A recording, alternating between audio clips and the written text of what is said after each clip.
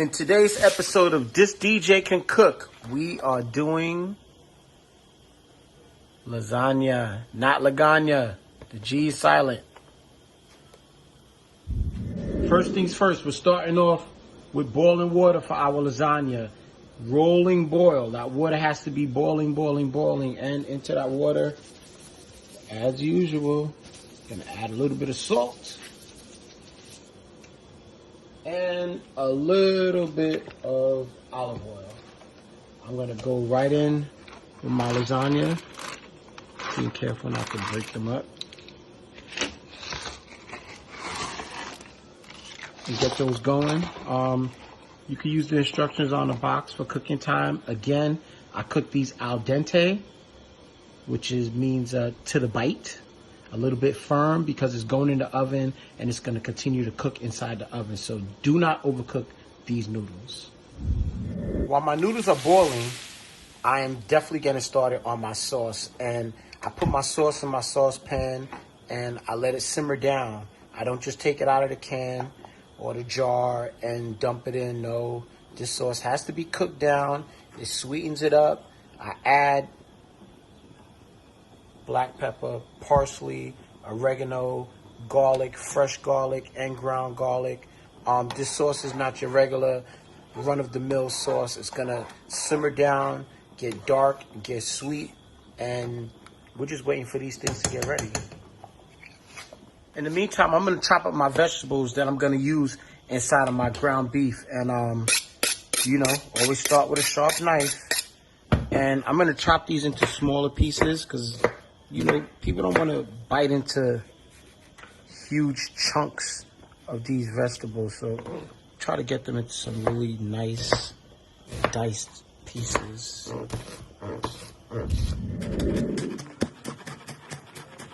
So it's been about 10 minutes or so. And as you can see, that lasagna starts to get a translucent look to it. And that's really how you know it's ready. You can see these pieces here.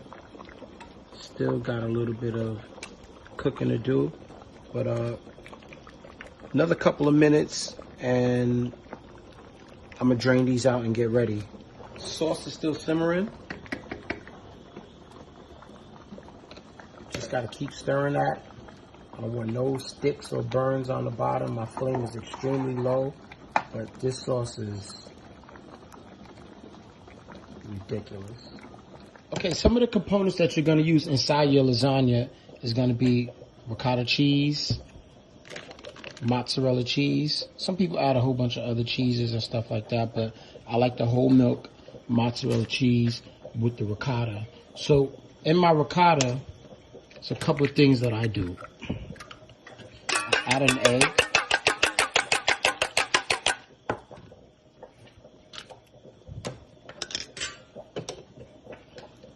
Add my ricotta.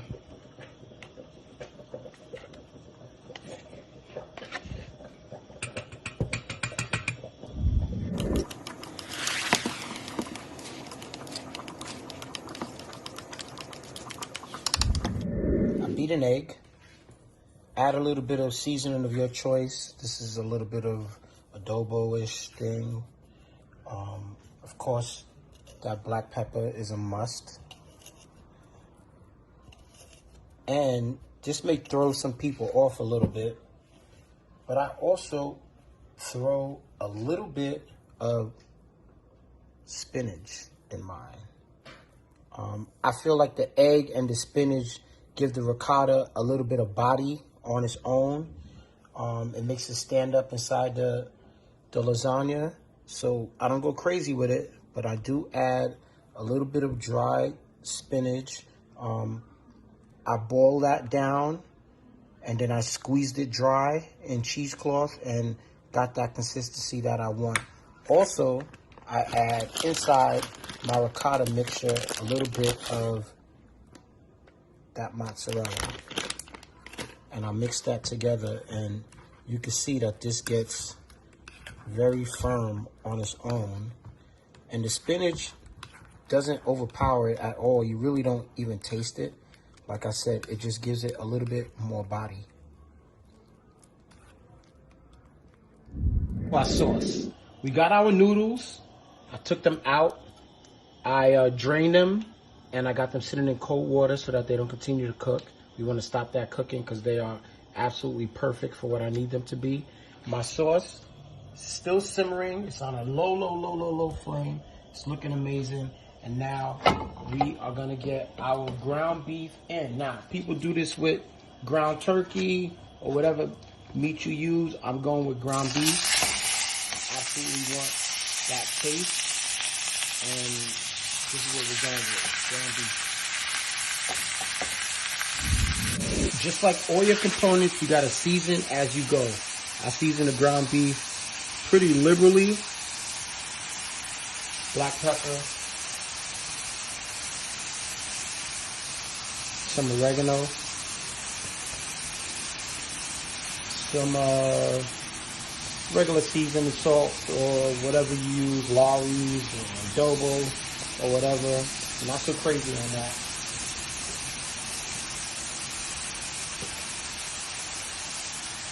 Parsley, of course. Really going for those Italian flavors in this.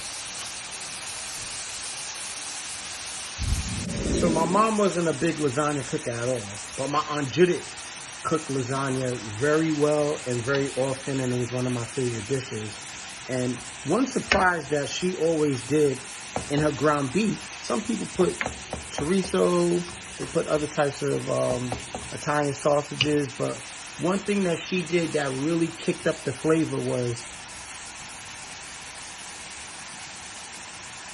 she threw that pepperoni in there. And other than giving it that spice, you know, is just an incredible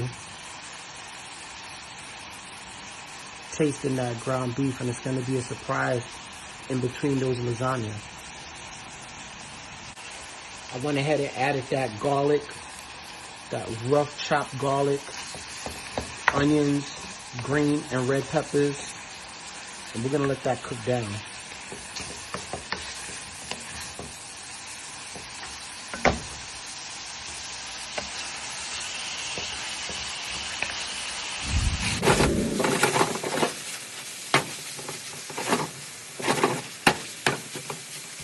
So a very important step after this ground beef is cooked is you gotta drain that oil. I just took my pot to the side and I used a slotted spoon, and we're gonna add that.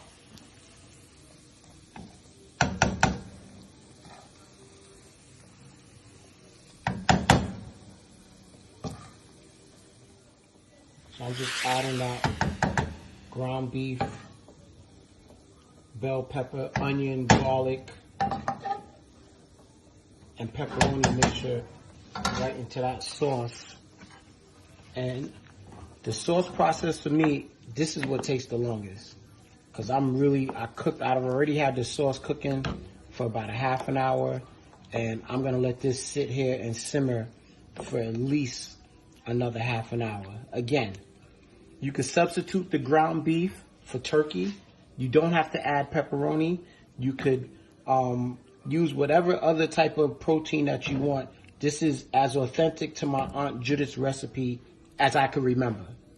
So we have ground beef, bell peppers, garlic, onions, tomatoes, the pepperoni, and we're just gonna let this sit here and just...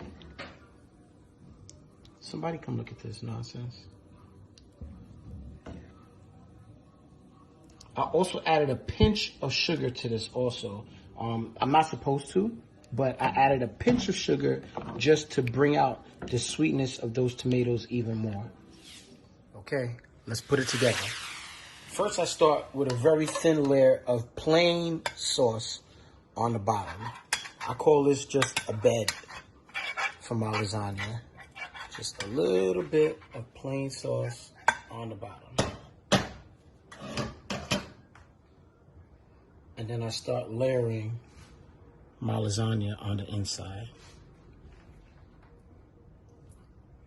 I make sure to go to the edges, then to the middle. And I mean, you could do 4.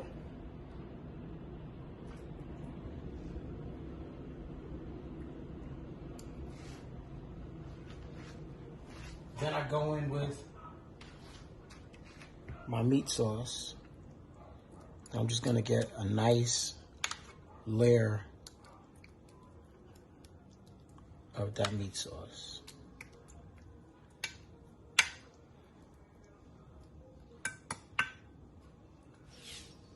Then I'm gonna go in with that ricotta cheese. As you can see, that ricotta has really gotten firm.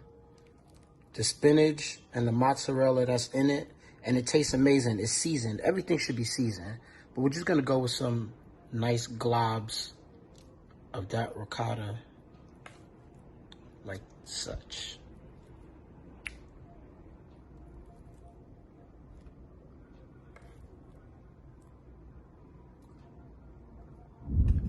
After those dollops of ricotta, I go in with that mozzarella cheese right on top of that. I like mine cheesy, so I'm a little bit liberal with the cheese at this point in between.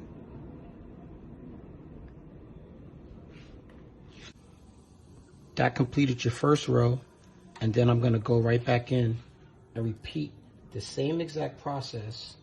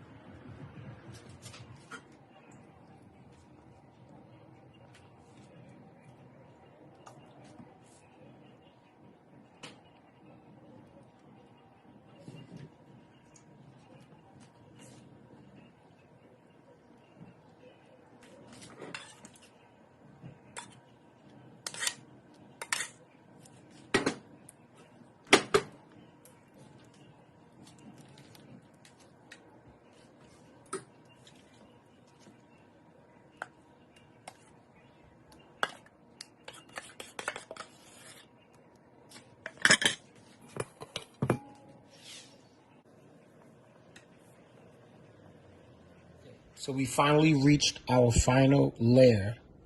And this layer is a little bit different than the rest. I'm gonna really cover up this top layer. And I was using 3 on the other. I'm really gonna use 4 and seal this top one off. Now you could squeeze down a little bit just to get it even, but I really want to get this really even, straight. Move this down a little bit. There we go.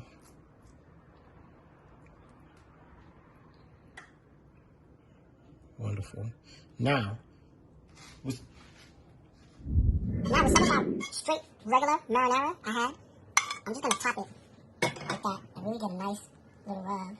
So when this bakes, this is just gonna, this is just gonna be foolishness. Don't wanna overdo it at all. Just wanna seal that up.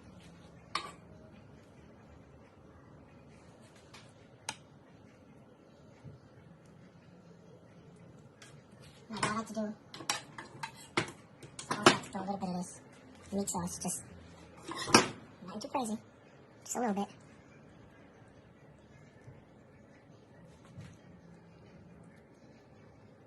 Just a little bit. I went ahead and finished up this top layer, and your oven should be preheated to 375. I'm gonna go right into the oven with this now. I also have a drip tray in the bottom of my oven. When this bakes, it has a tendency of dripping over a little bit, so not as to drip on the bottom of your oven, it'll drip into the tray. Easy for you to clean up. On to one of our sides. I'm telling you, this is gonna take literally minutes. It doesn't take long at all. Gonna go into our frying pan, a little bit of olive oil, and I had these vegetables sitting around from the sauce. I'm gonna throw them right in there. Green pepper, red pepper, some onions. When I tell you this takes literally minutes. Just gonna get those going a little bit. Grab a little bit of garlic.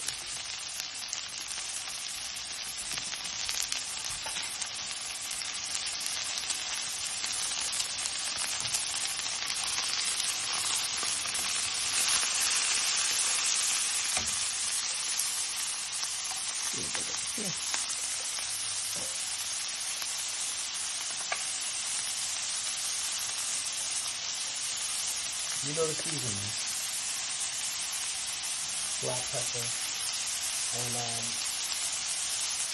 I have a seasoning of my own. A little secret family thing. I'm going to go with that right now.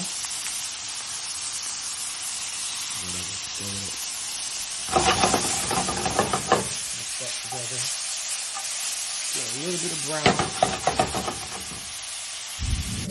Brown, I want. You want to add a little bit of butter?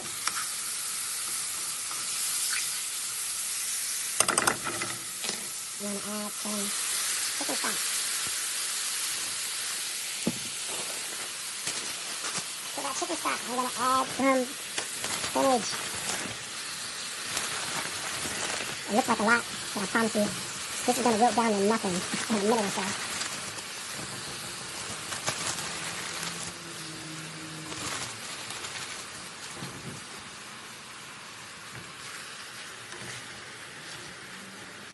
Literally 2 minutes later, and this is cooked. You don't want to overcook your vegetables. I tell you that all the time.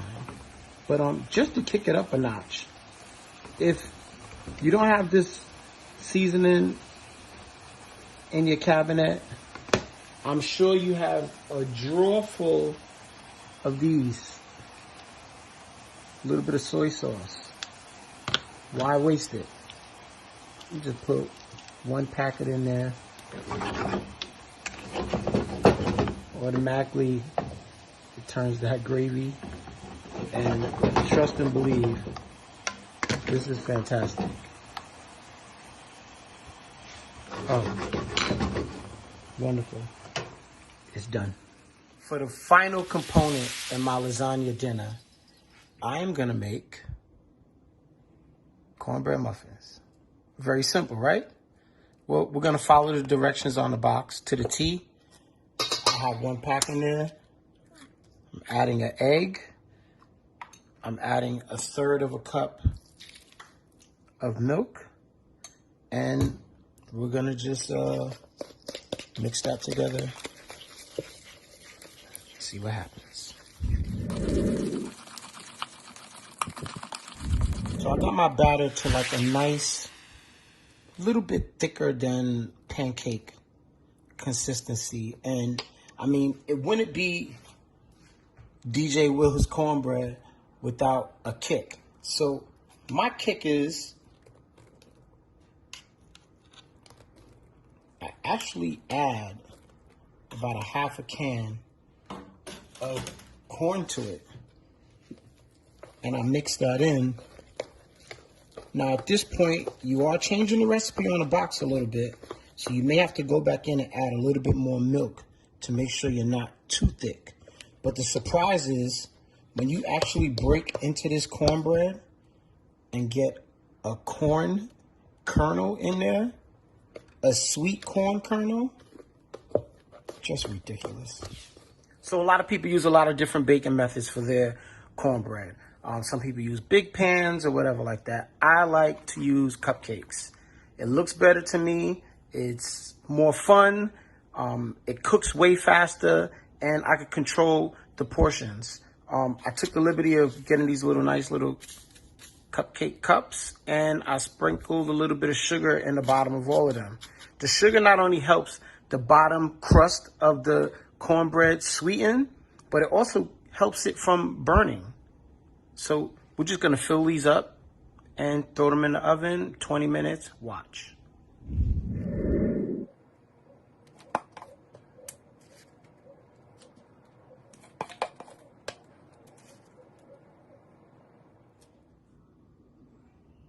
Everything's out the oven. The muffins just got out. They're blazing hot, and I'm just gonna disrespect them a little bit. Gonna hit them with some melted butter. You can see that glisten. That glisten. And then after you do that, there's only one way to completely finish them off.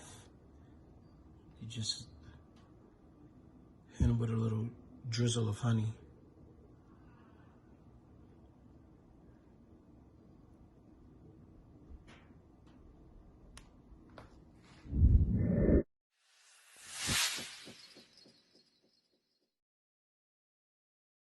So after about an hour, the lasagna is out. I mean, look at those layers. It's great to let the lasagna cool a little bit before you serve it. The cheese and sauce usually just bust all over the place. So it's nice to let it cool for 20 minutes or so. Lasagna is actually great the day after. Leftover lasagna is amazing after it cools down. So let's plate it. Just gonna go right in here. Grab this little corner.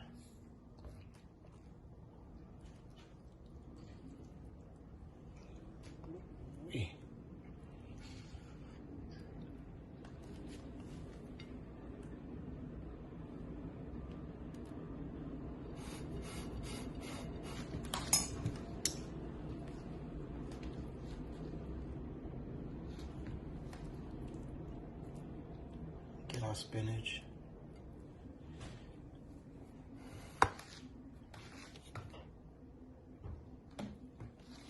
Get one of those biscuits right there.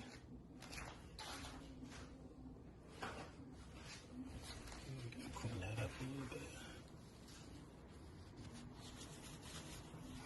There you go. That's the DJ Will and Daughters lasagna, sauteed spinach, and the double cornbread